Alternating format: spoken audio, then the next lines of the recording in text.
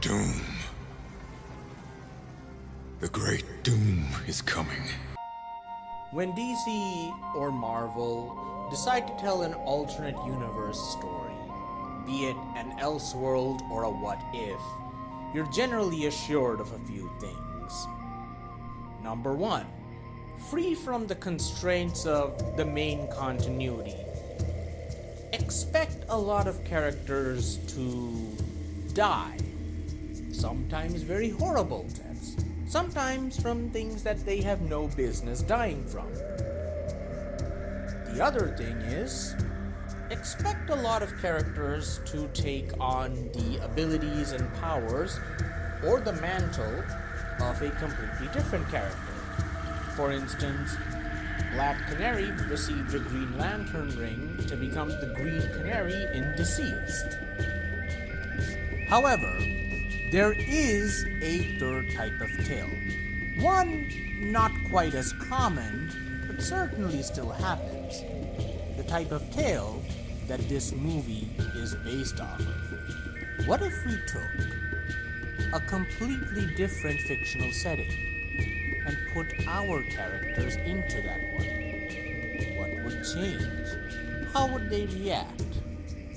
This is Batman, the Doom that came to Gotham. Or at least a non-spoiler review and first impression video of it. Batman, the Doom that came to Gotham is a story written by Mike Mignola, who you may know for his work on Hellboy.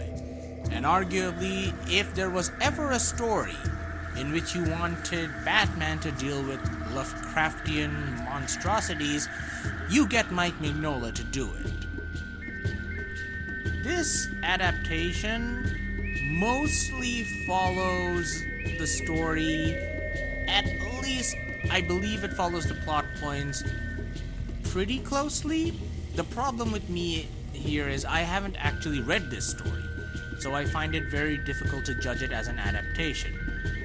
On paper, it looks pretty decent. There are a few changes. Very minor spoiler, you have seen Oliver Queen in the trailers, I'm assuming. He doesn't play as big a role in the story as he does in this movie. So whether or not you feel that is a welcome change, well, that's up to you. I do wonder if this movie would appeal to anyone who just wants to watch a Batman movie, or if it would appeal to anyone who wants to watch a certain amount of Lovecraftian horror. But you know what? Sometimes you just have to give things which aren't quite what you normally watch, and just experience it. You might end up enjoying it. Or not. This is a standalone movie, and it's not beholden to any sort of continuity. Check it out. I think it's pretty decent. There are some questionable stereotypes, which, you could call it accuracy to the lore, but considering what we know about H.P. Lovecraft, I don't know if they really needed to be that accurate.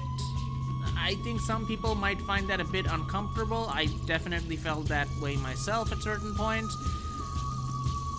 But if you can look past that, it's a pretty decent standalone movie. Hello, Bruce.